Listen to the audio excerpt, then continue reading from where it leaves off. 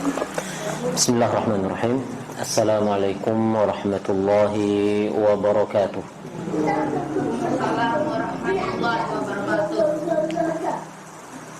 Alhamdulillahi rabbil alamin. Hamdan katsiran thayyiban mubarakan fihi kama yuhibbu rabbuna wa yardah. Ashhadu an la ilaha illallah wahdahu la syarika lah wa ashhadu anna Muhammadan abduhu wa rasuluh. Allahumma salli wa sallim wa barik wa an'im ala abdika wa rasulika Muhammad ibn Abdillah alaihi afdalus salat wa atammut taslim.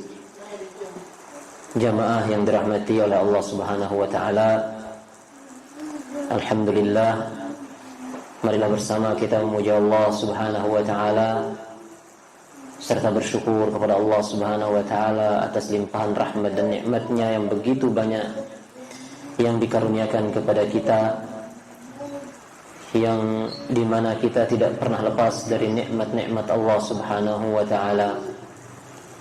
Wa ma bikum min ni'matin faminallah.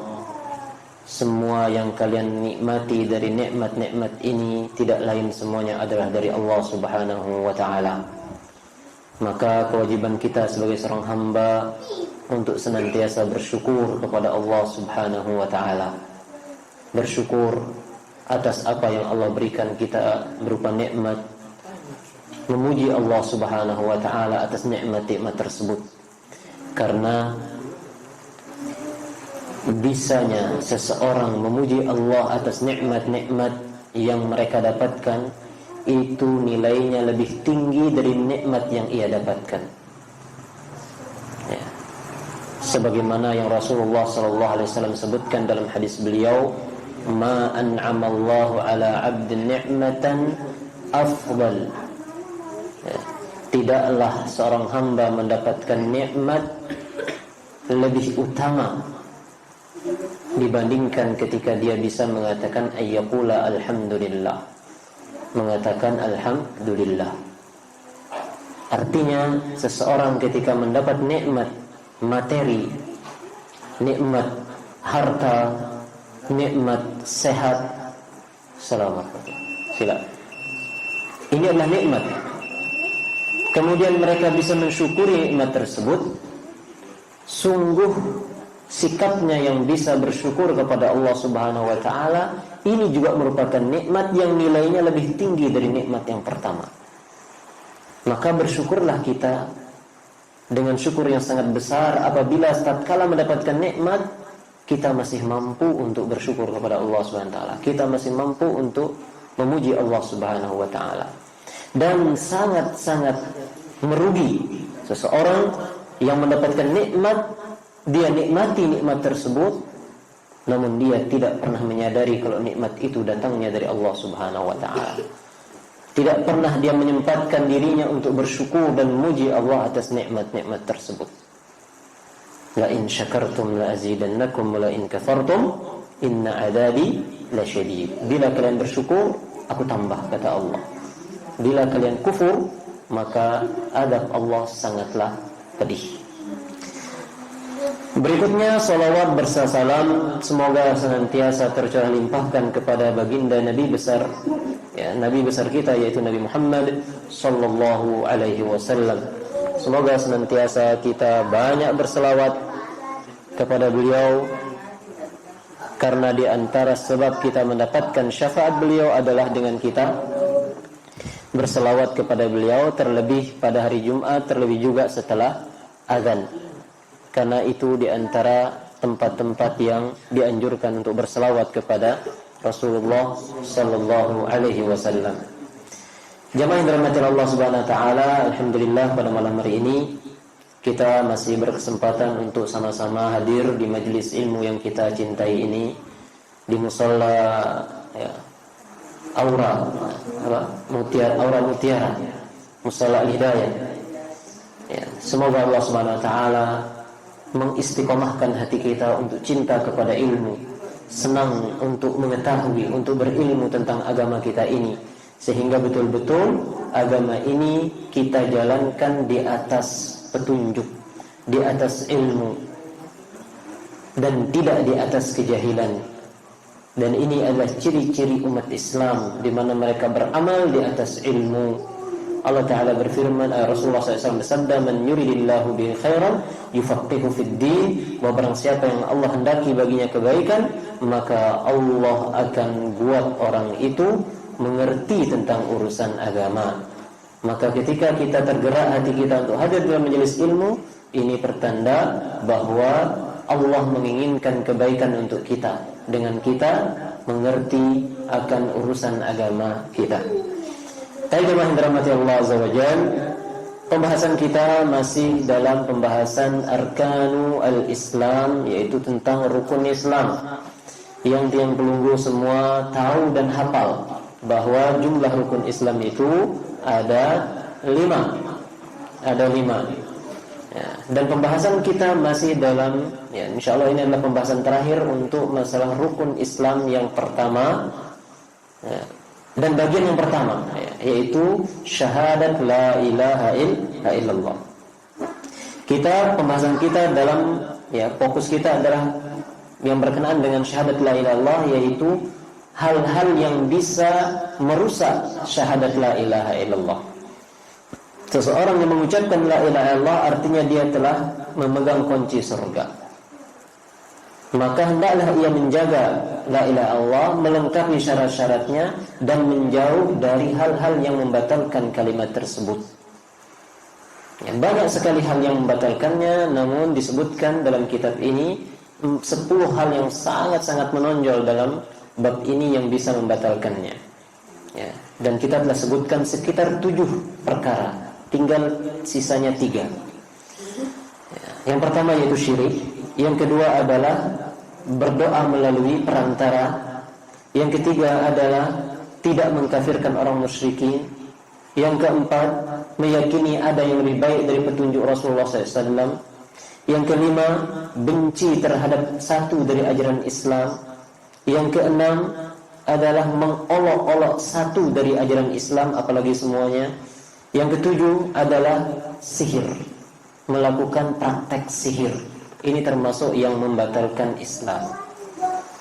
Baik, sekarang kita akan masuk ke dalam yang ke-8, ke-9 dan yang terakhir yaitu yang ke-10. Namun perlu yang ingatkan lagi bahwa penting bagi kita untuk mengkaji perkara ini, perkara yang membatalkan la ilaha illallah ini, yang artinya bila la ilaha illallah batal, orang itu keluar dari Islam. Ya. Yang dibahas atau disebut oleh para ulama dengan istilah murtaddin, yang keluar dari agama. Kenapa dia penting?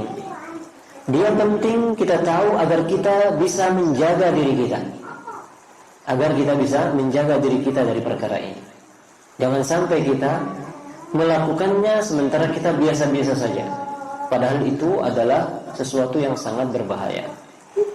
Agar kita bisa menjauh, bisa kita menjaga diri kita dan keluarga kita, serta bisa kita mengingatkan kepada orang bahwa perkara ini adalah perkara yang bahagia, yang bahaya. Ya, itu tujuan utamanya, dan bukan sama sekali tujuannya untuk saling mengkafirkan. Ya, untuk saling mengkafirkan, bukanlah itu tujuannya. Masalah mengkafirkan, maka ini ada aturan-aturannya tersendiri. Tidak semerta-merta kita ketika tahu ini pembatal Islam, lantas kita menunjuk orang kau telah batal Islamnya. Tidak demikian. Ada bab lain yang mengurus masalah ini. Ada hal-hal yang harus terpenuhi. Ada pantangan-pantangan yang harus terhilangkan. Dan ada orang-orang yang berhak mengeluarkan keputusan-keputusan itu, dan bukan sembarang orang, bukan setiap orang. Karena ini adalah urusan yang sangat-sangat besar dan memiliki konsekuensi yang sangat-sangat besar. Maka kita tidak masuk ke area ini. Tetapi yang kita masuk dalam area itu adalah untuk kita mengilmui perkara ini, sehingga kita tahu bahayanya, maka kita menghindar, menyelamatkan diri kita, menjauh sejauh-jauhnya, dan kita bisa juga menjaga orang lain, menyampaikan kepada mereka untuk mereka berhati-hati dan menjauh dari perkara tersebut. Baik. Kita masuk ke dalam perkara yang ke-8 jemaah. Di antara hal perbuatan yang bisa membatalkan la ilaha illallah atau membuat seseorang keluar dari Islam adalah mudhaharatul musyrikina wa muawanatuhum 'alal muslimin, yaitu sikap membela orang-orang musyrikin, orang-orang kafir kita bela, wa muawanatuhum 'alal muslimin, dan menolong mereka untuk melawan orang-orang beriman. Ini sikap yang sangat bertolak belakang terhadap keimanan. Kita ketika beriman, alhamdulillah kita beriman, maka setiap orang beriman adalah saudara kita. Maka mereka lah yang berhak untuk kita cintai, untuk kita sayangi, untuk kita hormati, untuk kita bela, untuk kita cintai. Kenapa? Karena mereka satu iman kepada kita, dengan kita. Maka mereka punya hak keimanan. Maka karena itu Rasulullah SAW mengatakan, ketika para pasukan Islam akan memasuki sebuah daerah baru, maka Rasul katakan, tawarkan Islam. Bila mereka mau menerima Islam, maka mereka itu adalah saudara kalian. Hak dan kewajiban kalian sama persis. Ya, bila sudah mereka masuk Islam. Nah, artinya apa? Bila orang itu adalah orang beriman, maka mereka saudara kita. Mereka yang berhak untuk kita cintai, untuk kita bela, untuk kita lindungi. Nah, kemudian ada sebuah sikap dari sebagian orang beriman terbalik dari hal ini. Justru mereka lebih condong untuk membela orang-orang musyrikin, orang-orang kafir. Mereka lebih antusias untuk memberikan pembelaan terhadap orang-orang musyrikin untuk melawan orang-orang Islam. Kan gak cocok. Harusnya orang Islam lah yang ia cintai, yang ia bela, ya. Karena satu akidah. Dan kekufuran yang harus diperangi, yang harus kita berlepas diri dari mereka. Bukan sebaliknya, justru kekufuran yang mereka bela, yang mereka angkat, dan mereka menekan, menindas orang-orang beriman. Nah, ini hati-hati, ya. Terutama mereka yang memiliki pengaruh dan jabatan, power, ya. Maka perhatikanlah sikap ini. Yang harus Anda bela adalah agama Allah, adalah orang yang mengikuti agama Allah Subhanahu wa taala. Bela di sini artinya apa? Bila dia benar, ya jelas kita bela. Bila dia salah, kita pun membelanya. Dengan cara bagaimana? Dengan cara kita arahkan kepada kebenaran. Bukan artinya kita membela dengan membabi buta aja, Mak. Wah, ini sikap ini enggak fair. Masa kita bela saudara kita meskipun dia salah? Nah, tetap kita bela, tetapi cara pembelaan yang berbeda. Bila saudara kita ini benar, maka wajib kita bela karena dia benar. Tidak boleh kita membela orang kafir dan melawan saudara kita, padahal saudara kita benar. Tapi anggap saudara kitanya salah menghadapi orang kafir. Demikian tidak boleh kita membela orang kafir, tetapi tetap kita bela saudara kita, tetapi gaya pembelaannya tentu tidak sama. Dengan apa? Dengan kita tunjukkan cara ini salah, yang benar begini. Kamu harus minta maaf, kamu harus begini. Tidak dengan kita memerangi mereka, membabi buta dengan alasan saya ini orang netral, yang salah katakan salah, yang benar sedang benar. Tentu ini sikap yang benar, tetapi cara eksekusinya tentu harus diatur. Ya. Nah, ini sikap yang atau pembatal la ilaha illallah yang ke-8. Membela orang-orang musyrikin, ya, menolong orang-orang musyrikin dalam menghadapi orang-orang Islam. Nah, ini terjadi banyak kerancuan dalam masalah ini. Ya. Di tengah-tengah masyarakat kita, baik yang modern ataupun yang tradisional. Sering kita mendengar di zaman dulu, ketika ada perperangan antara Islam dan kafir, ya, ada saudara-saudara Islam kita kemudian menjadi jagoan yang disewa. Yang penting duitnya banyak, siapa yang menyewa? Bila yang kafir duitnya banyak, maka dia akan bela yang kafir melawan saudara Islamnya. Di situ dia keluarkan silatnya, dia keluarkan ilmunya dan seterusnya. Nah, ini perlunya belajar akidah. Ya, perlunya untuk kita belajar akidah bahwa hal ini adalah hal yang buruk, yang bahaya. Apalagi untuk sekedar urusan duit. Kemudian dia membela orang-orang kafir untuk melawan saudara sesama muslim. Atau di dunia modern ini karena kepentingan, karena urusan dan sebagainya, akhirnya masalah iman, persaudaraan sama Islam, satu iman itu tidak mereka perhitungkan. Yang penting proyek goal, bisnis sukses, ya, link-linkannya bagus, terserah mau apa, lindas saja. Nah, ini perlunya ada akidah, sehingga akidah akan terus mengendalikan kita dalam setiap langkah dan tindakan kita, sehingga kita tidak lepas dari rel yang telah ditentukan. Apa dalilnya? Bahwa membela orang-orang musyrikin, menolong orang-orang musyrikin, menghadapi orang Islam itu adalah penyebab kekufuran yang membatalkan la ilaha illallah. Dalilnya dalam surat Al-Maidah ayat 51. Al-Maidah ayat 51. Ini ayat ini sempat heboh dulu. Ya. Di saat istilah penodaan agama yang ada di Pulau Seribu, kasusnya siapa? Al-Maidah ayat 51. Allah Ta'ala berfirman, "Wa man yatawallahum minkum fa innahu minhum innallaha la yahdi al-qauma adh-dhalimin." Ya, innallaha la yahdi al-qauma adh-dhalimin. Permulaan ayat ini mengatakan, "Ya ayyuhalladzina amanu la tattakhidul yahuda wan nasara awliya."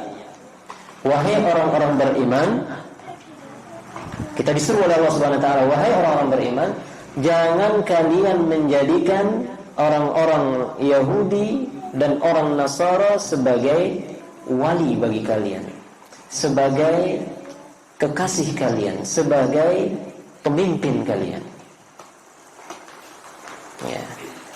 Di ujung ayat Allah mengatakan, "Wa man yatawallahum minkum," maka barang siapa yang menjadikan mereka sebagai wali, sebagai kekasih, sebagai pemimpin, fa innahu minhum, maka orang itu termasuk dalam golongan mereka. Artinya Allah larang kita menjadikan orang Yahudi, orang Nasara menjadi wali bagi kita, sebagai pemimpin bagi kita. Dan apabila kita menjadikan mereka pemimpin, maka kita masuk dalam golongan orang-orang tersebut. Nah, itu kan peringatan keras dari Allah. Artinya jangan kalian mengikuti mereka, jangan kalian membela mereka.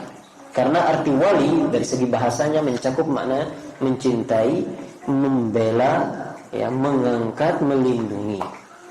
Makanya kalau orang ini wali saya, maka orang dikatakan waliullah, wali Allah, artinya orang ini adalah orang yang dekat dengan Allah, orang yang dicintai oleh Allah, orang yang akan dibela oleh Allah, orang yang akan dimenangkan oleh Allah. Nah, ini dikatakan wali Allah.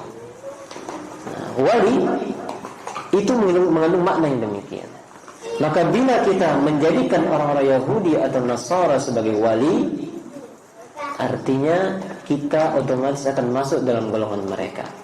Nah, ini peringatan dari Allah, bahwa man yatawallahum minkum, barang siapa di antara kalian yang menjadikan mereka itu wali, maka orang tersebut masuk dalam golongan al-Yahud dan Nasara. Innallaha la yahdil qaumadh dhalimin. Sesungguhnya Allah Subhanahu wa taala tidak akan memberikan petunjuk kepada orang-orang zalim. Nah, jadi ayat ini memberikan peringatan kepada kita, jangan kalian loyal, jangan kalian membela, jangan kalian mencintai mereka. Ya. Jangan kalian angkat mereka. Ya. Karena sikap kalian yang demikian akan menjadikan kalian masuk dalam golongan mereka. Tidak perlu mengatakan saya nggak ikuti mereka, saya nggak suka mereka, tapi tindakan Anda, tindakan engkau telah menunjukkan bahwa Anda termasuk dalam golongan mereka. Sama seperti sabda Nabi sallallahu alaihi wasallam ketika melarang kita menyerupai orang kafir. Apa kata Rasul? Man tashabbaha biqaumin fahuwa minhum. Man tashabbaha biqaumin fahuwa minhum. Barang siapa yang menyerupai suatu kaum, yang menyamakan bentuk dirinya dengan suatu golongan, kaum ini umum, ya, mau satu suku, mau satu agama, satu golongan dan sebagainya, maka dia akan termasuk dalam golongan tersebut. Maka apabila kita menyerupakan diri kita dengan orang-orang saleh, mengikuti orang-orang saleh, orang-orang baik, maka dengan itu kita berharap kita akan masuk dalam golongan orang yang saleh, orang yang baik. Sebaliknya ketika kita menyerupakan diri kita dengan orang-orang yang zalim, orang-orang yang berbuat maksiat, maka kita akan masuk ke dalam golongan mereka. Sebagaimana kalau kita menyerupakan diri kita dengan orang-orang kafir, maka kita pun akan masuk dalam golongan orang kafir. Nah, ini prinsip yang atau sifat pembatal yang ke-8. Nah, jadi kita harus punya prinsip dalam masalah ini. Yang kita bela adalah orang-orang beriman. Kenapa? Karena imannya. Bagaimana cara membelanya? Bila dia benar, kita bela, jelas kita menangkan dia. Bila dia salah, cara membelanya adalah dengan cara kita menyelamatkan dia dari kesalahannya. Unsur akhaka zaliman aw mazluma. Rasul bersabda, tolong saudaramu. Entah saudaramu itu adalah orang yang dizalimi ataupun dia yang zalim. Zaliman aw mazluma. Para sahabat heran, ya Rasulullah, kalau saudara kami itu dizalimi, jelas cara membelanya. Kami akan bela, kami akan lawan orang yang menzalimi. Nah, ini kalau saudara kita ini yang jadi tukang zalim, bagaimana cara kami bela? Nah, Rasul mengatakan, engkau tahan dia dari kezalimannya. Begitulah cara membelanya. Baik. Intinya, jangan membela orang-orang musyrikin, jangan menolong orang-orang musyrikin untuk melawan orang-orang Islam, karena itu adalah salah satu bentuk hal atau sikap yang akan membatalkan keislaman. Baik, itu yang ke-8 jemaah. Yang ke-9, di antara sikap yang akan membatalkan syahadat la ilaha illallah, yang artinya membatalkan Islam dan menjadikan pelakunya keluar dari Islam, man ya'taqada anna ba'dhan nasi yas'uhu al-khuruju an syari'ati Muhammadin sallallahu alaihi wasallam, yaitu seseorang yang berkeyakinan di dalam hatinya bahwa ada orang yang terbebas dari syariat Nabi Muhammad sallallahu alaihi wasallam. Nah, ini penting ya. Jadi pandangan atau keyakinan yang mengatakan ada jenis orang-orang yang tidak wajib mengikuti Nabi Muhammad, ini pandangan kufur. Pandangan yang bisa menjadikan orang tersebut keluar dari Islam. Kenapa demikian jamaah? Karena Allah Subhanahu wa taala memberikan keistimewaan kepada Nabi kita. Di antara keistimewaannya, di antara keistimewaan yang banyak itu adalah salah satunya bahwa Nabi kita diutus kepada manusia seluruhnya tanpa terkecuali. Sementara nabi-nabi dahulu sebelum beliau itu diutus kepada kaum mereka sendiri. Bedanya apa? Bila nabi itu diutus kepada kaum mereka, artinya kaum di luar tersebut tidak wajib mengikuti nabi ini. Semisal Nabi Musa diutus kepada Bani Israel, maka yang wajib mengikuti Nabi Musa adalah Bani Israel. Adapun umat di belahan bumi sana atau umat yang mengikuti Nabi Ibrahim, bisa mereka tetap mengikuti Nabi Ibrahim ya, karena mereka bukan dari golongan Bani Israel. Akan tetapi ketika Nabi kita diutus, Nabi Muhammad SAW, Nabi akhir zaman ya, status beliau adalah Nabi yang diutus ke seluruh umat manusia, dari ujung timur sampai ujung barat, ujung selatan, ujung utara, semua jenis suku, semua daerah, semua negeri, semua bahasa, masuk ke semua tradisi. Yang penting manusia, bahkan jin, Nabi kita diutus kepada mereka. Artinya bahwa seluruh manusia ini berkewajiban untuk mengikuti Nabi Muhammad SAW.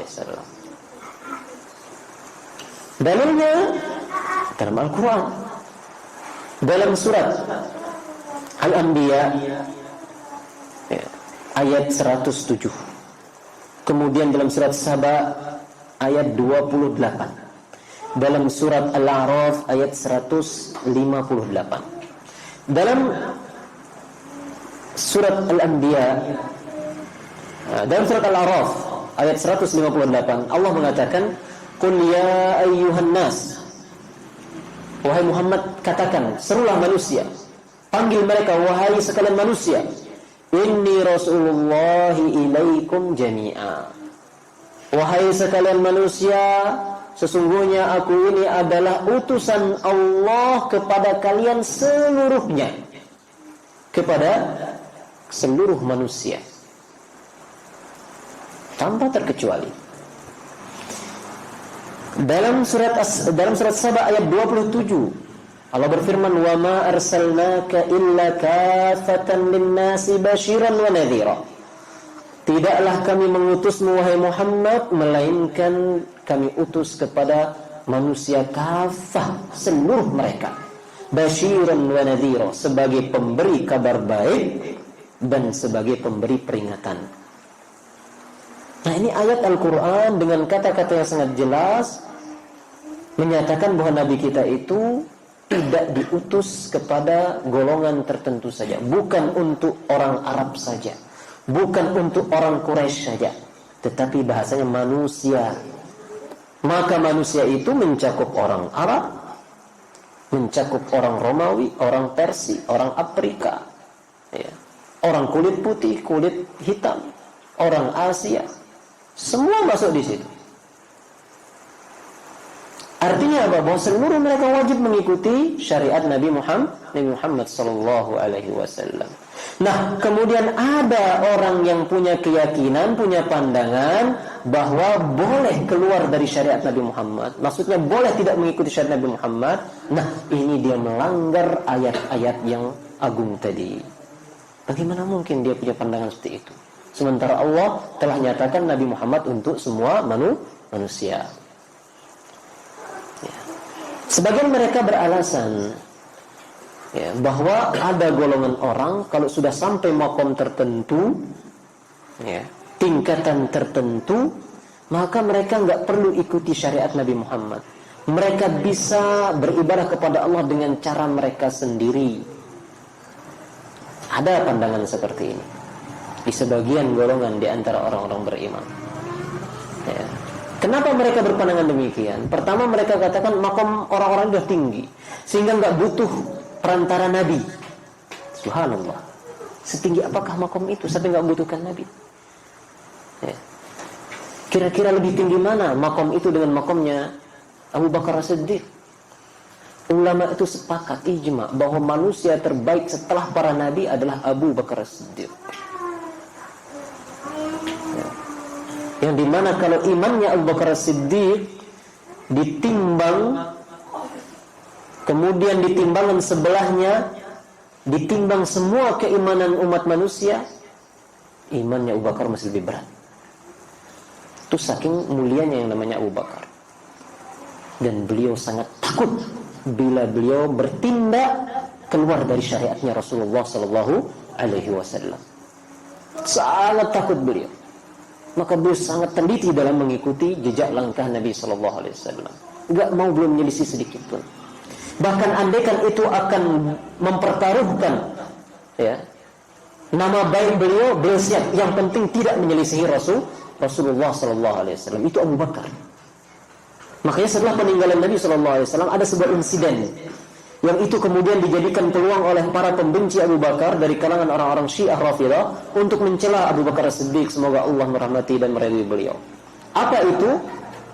Masalah warisan Nabi sallallahu alaihi wasallam. Rasulullah meninggal dunia, meninggalkan warisan. Tentu warisan ini akan diterima oleh siapa? Oleh ahli waris, anak-anak beliau. Baik. Itu kemudian yang diminta oleh anak beliau, putri beliau. Karena satu-satunya ahli waris yang tersisa selain istri beliau adalah putri beliau satu orang, yaitu Fatimah radhiyallahu anha. Disebutkan bahwa Fatimah meminta warisan Rasulullah sallallahu alaihi wasallam, tanah milik Rasulullah yang di situ, yang di sini dan seterusnya. Abu Bakar menahan, tidak menyalurkan warisan tersebut. Kenapa? Pertama, kenapa Fatimah meminta ke Abu Bakar? Karena Abu Bakar adalah pemimpin saat itu yang melanjutkan kepemimpinan Rasulullah SAW. Nah, ketika Fatimah putri Rasulullah SAW meminta warisan Rasulullah SAW, ternyata Abu Bakar tidak menyalurkannya, tidak memberikannya, ditahan oleh Abu Bakar. Kenapa demikian? Karena Abu Bakar bertindak dengan petunjuk, bukan atas keinginannya Abu Bakar. Apa itu? Yaitu bahwa Abu Bakar pernah mendengar Nabi bersabda, apa yang ditinggalkan oleh Rasul sallallahu alaihi wasallam itu semua sedekah, tidak ada yang menjadi waris, sehingga tidak berhak untuk diwarisi oleh ahli warisnya. Itu kenapa Abu Bakar kemudian tidak memberikan Fatimah warisan. Sampai sebegitunya Abu Bakar siap mempertaruhkan nama besar beliau, bahkan menjadi peluang untuk dicelanya beliau, tetapi beliau melakukan itu semua demi mengikuti Rasulullah SAW. Karena kalau beliau salurkan, artinya beliau menyelisihi sabda Nabi SAW. Itu Abu Bakar. Sangat-sangat tinggi kedudukannya, sangat mulia. Nah, semulia apakah manusia yang diyakini boleh meninggalkan syariat Nabi Muhammad SAW karena makom yang tinggi? Setinggi apakah? Apakah lebih tinggi dari Abu Bakar? Na'udzubillah. Ijma ulama sepakat bahwa Abu Bakar lah yang paling tinggi. Nah, oleh karena itu pandangan seperti ini jelas menyelisihi ayat-ayat tadi. Ya, memiliki pandangan bahwa ada orang yang memiliki hak untuk keluar dari syariat, boleh tidak mengikuti syariat Nabi sallallahu alaihi wasallam. Itu pertama alasannya karena tingginya makom, dan ini telah kita sebutkan jawabannya. Kemudian di antara yang mereka sebut alasannya adalah yaitu kisah Khidir. Siapa? Nabi Khidir istilah kita. Walaupun status Nabi kepada Khidir itu apakah Nabi atau tidak, itu diperdebatkan oleh para ulama. Oke lah, kita sebut Nabi Khidir. Mereka mengatakan sebagaimana Nabi Khidir dulu keluar dari syariatnya Nabi Musa, tidak wajib mengikuti syariatnya Nabi Musa.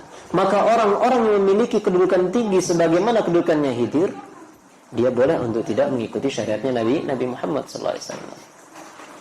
Maka jawabannya adalah, pertama, Khidir itu bukanlah umatnya Nabi Musa, sehingga Khidir tidak wajib mengikuti syariatnya Nabi Musa. Itu jawabannya.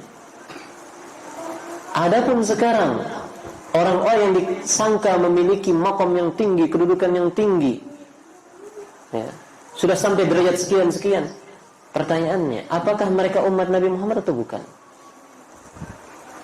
Bukan. Kenapa? Alasannya apa? Mereka hidup di zaman setelah diutusnya Rasulullah SAW, berarti mereka umatnya Nabi Muhammad. Tidak bisa mengatakan bukan umatnya Muhammad. Kalau begitu, mereka adalah orang yang wajib mengikuti Nabi Muhammad SAW. Jangankan mereka, andaikan Nabi saja, Nabi Musa masih hidup di zaman Nabi Muhammad SAW, maka Nabi Musa itu harus menjadi umatnya Nabi Muhammad SAW. Ini sekelas Nabi yang membawa syariat, yang membawa kitab suci. Bagaimana sekedar orang yang diulamakan, yang digurukan, atau yang dianggap sebagai wali, ya, maka mereka lebih pantas untuk tetap menjadi umat Nabi Muhammad SAW. Nah, ini dia. Jadi pandangan meyakini bahwa ada orang yang boleh keluar dari syariat Nabi Muhammad, yang tidak wajib mengikuti syariat Nabi Muhammad SAW, ini adalah keyakinan kufur yang bisa menjadikan pelakunya keluar dari Islam. Allah Ta'ala berfirman, "Wa man yabtaghi ghairal islami dina falan yuqbala minhu wa huwa fil akhirati minal khasirin." Barang siapa yang memilih agama selain agama Islam, ya, sebagai agamanya, maka tidak akan diterima oleh Allah Subhanahu wa taala, dan dia akan termasuk orang-orang yang merugi, orang-orang binasa pada hari akhirat kelak. Surat Al-Imran ayat 85. Nah, ini jangan. Jadi bila kapan, ya, kita mendengar ada pandangan seperti ini, maka yakinilah bahwa itu adalah pandangan yang batil, ya, dengan alasan-alasan yang kita sebutkan tadi. Nah, jadi semua kita ini tidak ada yang boleh keluar dari syariatnya Rasulullah Sallallahu Alaihi Wasallam. Al-Quran telah menyatakan bahwa Rasulullah diutus kepada seluruh umat. Nabi kita Muhammad Sallallahu Alaihi Wasallam juga telah menyatakan, andaikan Nabi Musa itu masih hidup, dia wajib mengikuti syariatku. Adapun alasan-alasan makomnya tinggi, maka ini tidaklah bisa diterima. Adapun mengkiaskannya dengan makomnya Nabi Musa, Nabi Khidir dan Nabi Musa, maka jawabannya tak sebutkan tadi. Khidir itu tidak wajib mengikuti Nabi Musa. Kenapa? Karena Khidir bukanlah umatnya Nabi Musa. Nah, karena Nabi Musa diutus kepada umatnya yang khusus. Ya. Yaitu di antara perbedaan antara nabi-nabi terdahulu dengan Nabi Muhammad sallallahu alaihi wasallam. Baik, yang terakhir jemaah, di antara perkara yang bisa membatalkan keislaman, membatalkan kalimat la ilaha illallah yang kita miliki ini adalah al-i'radu an dinillahi, yaitu sikap berpaling dari agama Allah. La yata'allamuhu wa la ya'malu bihi. Dia tidak mau mempelajari agama itu dan tidak mau pula mengamalkan agama tersebut. Nah, hati-hati. Sikap seseorang yang acuh tak acuh, sikap seseorang yang cuek, tidak mau peduli kepada agamanya, ini salah satu di antara yang bisa membatalkan keislaman. Ini sangat kita hati-hati, karena orang hidup di zaman kita sekarang ini ada sikap masa bodoh.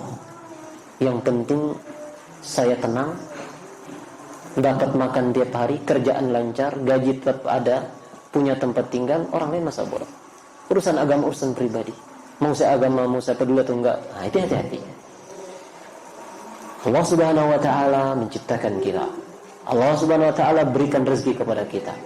Allah subhanahu wa ta'ala memberikan umur kepada kita.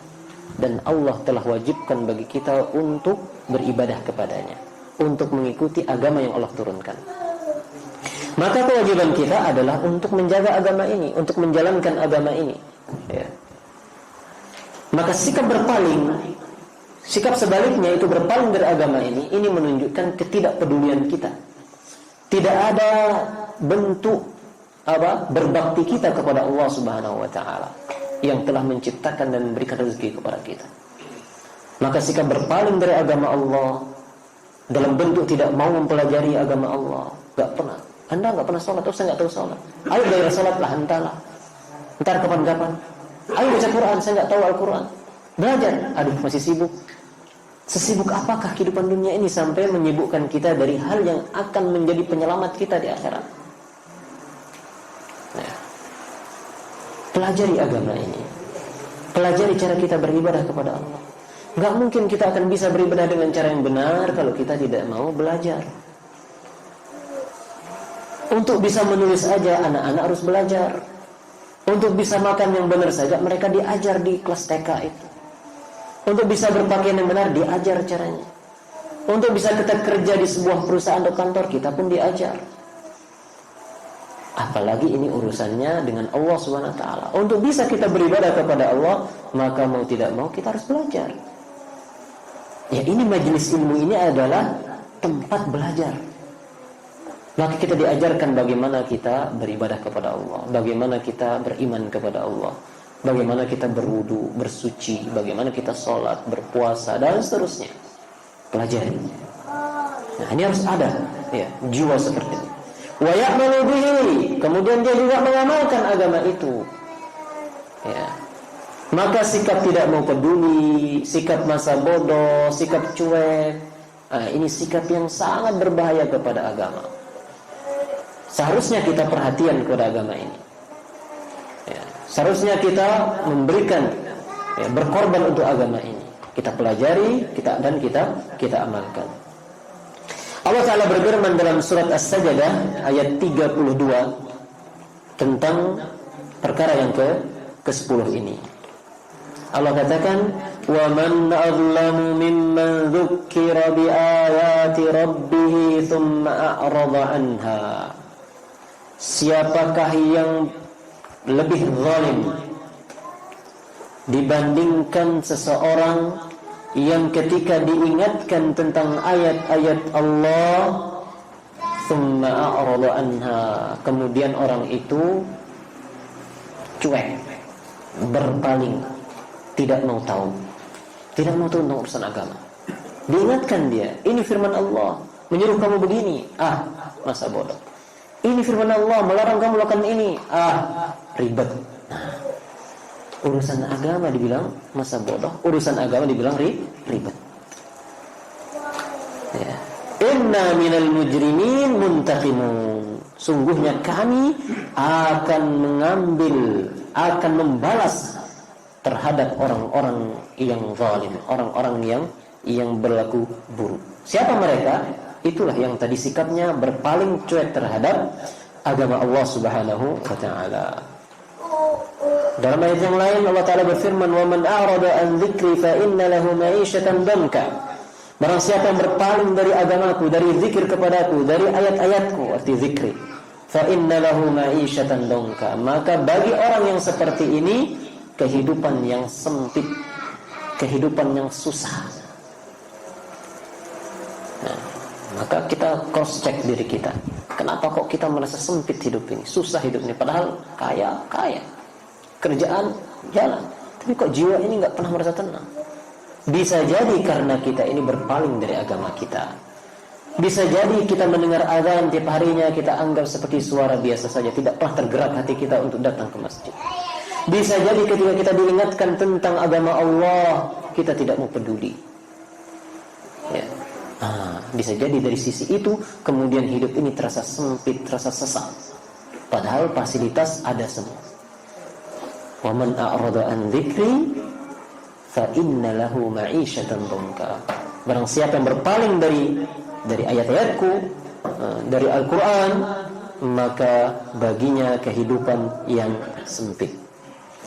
Ini yang ke-10 jamaah. Jadi sikap berpaling dari agama, cuek, tidak mau tahu, masa bodoh dari urusan agama, ini adalah salah satu di antara yang bisa membatalkan keislaman. Itu dia perkara-perkara yang sangat berbahaya yang mesti kita menghindar darinya sejauh-jauhnya, ya, agar kita tidak terjatuh dalam bahaya yang besar ini. Ya, itu 10 perkara: kesyirikan, sihir, berpaling dari tidak mengkafirkan orang kafir, membenci ajaran agama, mengolok-olok ajaran agama, kemudian membela orang musyrikin melawan Islam, meyakini bahwa ada petunjuk yang lebih baik dari Rasulullah sallallahu alaihi wasallam, meyakini bahwa ada orang yang boleh keluar dari syariat Nabi sallallahu alaihi wasallam, dan yang terakhir adalah berpaling dari agama Allah Subhanahu wa taala. Tapi barangkali demikian jemaah, semoga Allah Subhanahu wa taala menjaga kita dan menjauhkan kita sejauh-jauhnya dari perkara ini, sehingga akidah kita terjaga, iman kita terjaga hingga akhir hayat kita. Sebagaimana Allah firmankan, wala tamutunna illa wa antum muslimun. Janganlah kalian mati kecuali dalam keadaan Islam, kecuali akidah kalian Islam, kecuali amal kalian Islam, ibadah kalian Islam, dan agama kalian Islam. Wallahu taala alam. Kurang lebihnya mohon maaf. Seperti biasa, sebelum kita tutup, bila ada hal yang kurang jelas yang bisa kita diskusikan, maka kita persilahkan. Wallahu taala alam.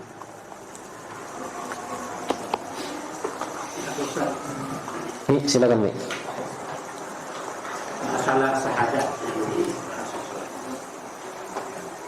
itu, syahadat itu datang dari para malaikat. Pada saat malaikat menyaksikan dialog antara Allah dengan Rasul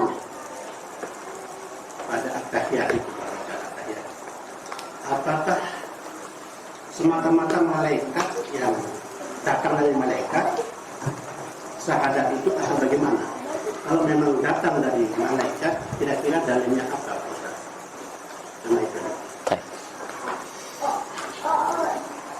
Apakah syahadat itu datangnya dari malaikat?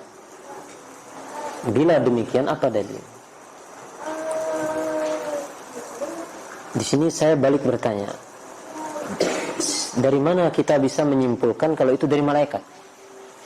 Karena pada saat dialog dalam at-tahiyat itu, tahiyat awal dengan at-tahiyat dialog antara Rasul dengan Allah katanya. Di mana at-tahiyatul mubarakatuh salawatut thayyibah. Ya. Ini penghormatan kepada Allah, dan dijawab sama Rasul, Assalamu alayka ayyuhan nabiyyu wa rahmatullahi ta'ala wa barakatuh. Kemuliaan kepadamu, demi kemuliaan, untuk Nabi Muhammad itu akan kuberikan. Nah, dengan ucapan itu dilihatlah sama malaikat. Setelah malaikat melihat percakapan itu, datanglah syahadat itu dari malaikat. Ya, dialog antara Rasul dengan Baik. Pertama jawaban saya, wallahu alam, saya belum pernah mendengar. Coba nanti saya akan cari ya, cerita dialog ini. Ya, saya belum pernah dengar. Itu pertama. Yang kedua, bila seandainya pun dalam dialog itu terjadi seperti itu dan malaikat menyebutkan syahadat itu tidak menunjukkan bahwa syahadat ini yang pertama mencetuskan adalah para malaikat. Ya. Karena sebelum itu semua, kalimat yang pertama dibawa oleh Rasul adalah la ilaha illallah. Ya kan? Jadi ajakan pertama itu kalimat la ilaha illallah. Ya. Ketika Rasulullah diutus, maka pesan pertama dan terutama dan yang paling besar adalah kalimat la ilaha illallah, tanpa melihat kepada dialog para malaikat. Tapi inilah memang pesan pertamanya. Maka itu terus yang didakwahkan, yang disuruhkan oleh Rasulullah SAW kepada masyarakat Arab saat itu. Bahkan di suatu saat ketika mereka ketika mereka negosiasi, ya, mungkin ada jalan keluar, kita ini bertikai terus dengan Muhammad. Maka mereka menawarkan, apa yang kamu inginkan Muhammad? Supaya kamu tidak lagi ribut dengan kita. Kata Nabi kita, berikan saya satu kalimat saya. Dengan itu kalian akan menguasai Arab dan menguasai dunia. Mereka luar biasa sumringahnya, senangnya. Jangankan satu, wahai Muhammad. Banyak pun kami kasih. Kalau memang balasannya seperti itu. Kemudian Rasul mengatakan, Qul la ilaha illallah. Ucapkan la ilaha illallah. Maka kalian akan beruntung. Kalian akan sukses. Kalian akan berkuasa. Mereka pun lari mendengar kalimat itu. Nah, jadi intinya bahwa ini yang kedua jawaban saya. Pertama, masalah diskusi itu saya belum tahu. Mungkin nanti saya akan coba baca lagi. Yang kedua, seandainya betul diskusi itu terjadi, maka itu tidak menunjukkan bahwa kalimat ini yang pertama mencetuskan dan memunculkannya adalah para malaikat. Tetapi itu adalah dakwah para anbiya. Ya. Dari zaman dulu, bahkan sebelum Nabi kita Muhammad, itu isinya. Nah, la ilaha illallah. Ya. Itu kalimat asyhadu asyhadu an la ilaha illallah. Kalimat asyhadu an la ilaha illallah, ya, khususnya asyhadu an la ilaha. Sebenarnya intinya adalah la ilaha illallah itu. Adapun asyhadunya, maka itu adalah apa kita bilang, bentuk, kan artinya gini. Saya bersaksi, apa isi saksinya? La ilaha illallah. Ya. Nah, itu dalam banyak ayat Al-Qur'an, ya, disebutkan bahwa Allah Subhanahu wa taala bersaksi la ilaha illallah. Allah sendiri bersaksi la ilaha illallah. Dan para malaikat bersaksi la ilaha illallah. Dan para ahlul ilm bersaksi la ilaha illallah. Ya. Jadi inti itu adalah la ilaha illallah. Adapun kalimat asyhadu itu kalimat apa? Kalimat pernyataan saya bersaksi. Sehingga tanpa pun mengatakan asyhadu, cukup dia mengatakan la ilaha illallah, maka itu sudah cukup. Ya. Termasuk misalnya di dalam hadis Nabi sallallahu alaihi wasallam, ya. Di situ Rasul mengatakan akhbirni anil Islam, anil iman, maka Rasul mengatakan la akhbirni anil Islam. Ya. Apa itu Islamnya Rasulullah? Maka Rasul mengatakan antasyhadu an la ilaha illallah wa anna muhammadar rasulullah.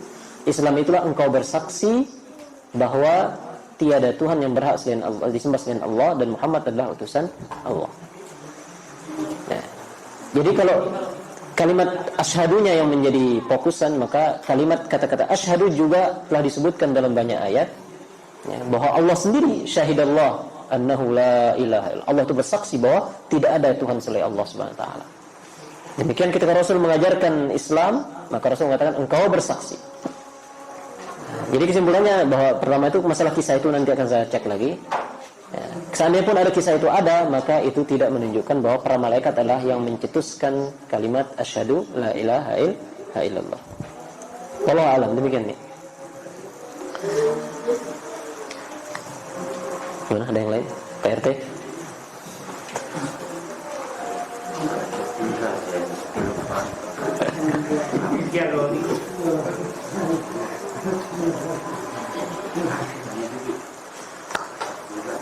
Baik, bila demikian saya kira cukup. Ya. Mudah-mudahan karena jelas makanya tidak ada pertanyaan. Ya. Kita tutup dan doa kafaratul majelis. Subhanakallah bihamdika asyhadu an la ilaha illa anta astaghfiruka wa atubu ilaik. Assalamualaikum warahmatullahi wabarakatuh.